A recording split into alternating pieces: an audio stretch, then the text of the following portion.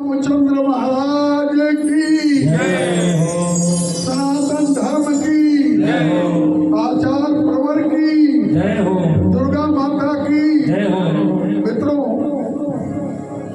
ये सृजन का 18वां वर्ष है और ये आप लोगों के सहयोग से ही 18 वर्ष पूरा हुआ, वरना 18 वर्ष की एक लंबी अवधि होती है और 18 वर्ष में निवृत्त को अपनी जिंदगी के जीवन में पदार्पण कर चुका रहता है।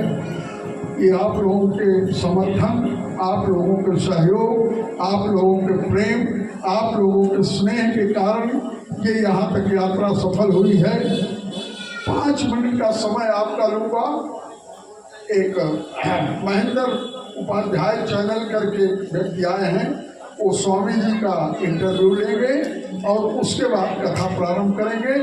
मेरी प्रार्थना है, आग्रह है, अनुनय है, विनय है, रिक्वेस्ट है कि आप हमको 5 मिनट का समय अवश्य देंगे, उसके बाद हम कथा प्रारंभ करेंगे। 5 मिनट का समय हमको देंगे। धन्यवाद।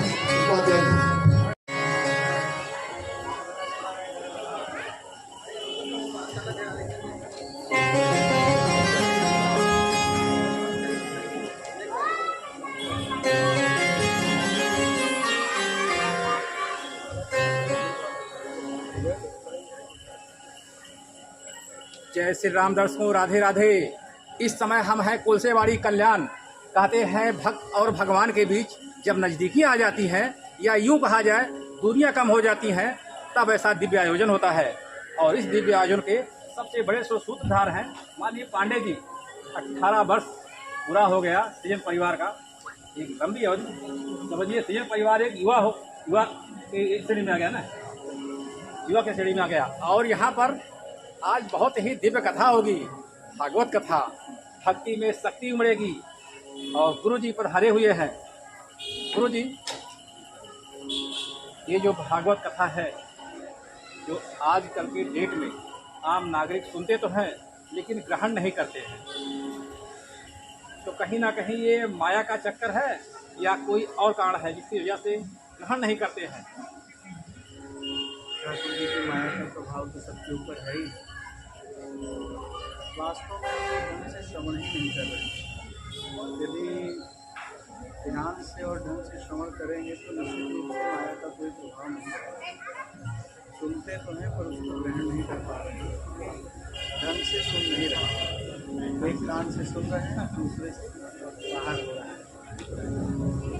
सबसे जो मुख्य बात है, ध्यान से सुन नहीं रहे।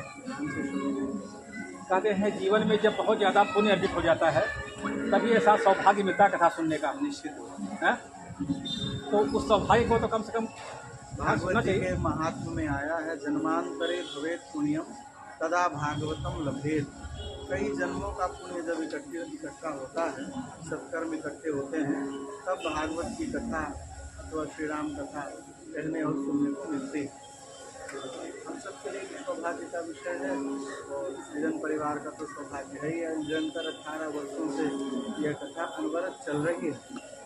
ये तो सुनाने का प्रयास कर ही रहे हैं हमारी सृजन संस्था। कोई सुने अथवा न सुने, बिल्कुल प्रयास तो कर ही रहे। हजारों में कोई एक भी सुन लिया तो इनका कार्य सार्थक है। बहुत सुंदर। कहते हैं भक्ति में शक्ति है और शक्ति भगवा रूप में निखरती है। भगवा रंग को क्या कहना चाहेंगे आज के डेट में? एकदम चारों तरफ ज्वाला से लेके अंबरनाथ से लेके पूरा भगवा रंग हमारा ये क्रांति का प्रतीक है, शांति का और समरसता का, सबको साथ में लेकर के चलने का, एकता का, इसका ये प्रतीक है। इसलिए हमारे संतों ने भगवा रंग का ही चयन किया। शांति का प्रतीक है। दर्शकों देख सकते हैं, बहुत ही सुंदर और दिव्य बाड़ी गुरु जी द्वारा। और जो कथा का आज सच्चाई होगा अद्भुत और अप्रतिम। ये एक युवा संस्था हो गई है, सृजन परिवार एक युवा संस्था, कल का हेडलाइन बनेगा। और पांडे जी क्या कहना चाहेंगे अपने इस युवा संस्था को, क्या कहना चाहेंगे? उपाध्याय जी, ये मेरा सौभाग्य है कि मुझे इतनी सक्रिय, समर्पित, सरल, लगनशील कार्य समिति मिली है, जिसके बल पर 78 वर्ष की उम्र में हम इतना श्रम नहीं कर सकते हैं, इतना प्रयास नहीं कर सकते हैं, लेकिन इन लोगों के सभी के प्रयास का प्रतिफल है कि 18 वर्ष से निरंतर कथा चल रही है।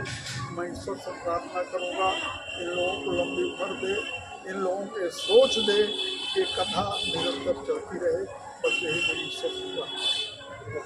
तुलसीवाड़ी में कल्याण इष्ट में एक दिव्य कथा, और कथा की सबसे ऊंची विशेषता ये है कि 18 साल से लगातार चल रही है, एक लंबी सेवा हो जाती है।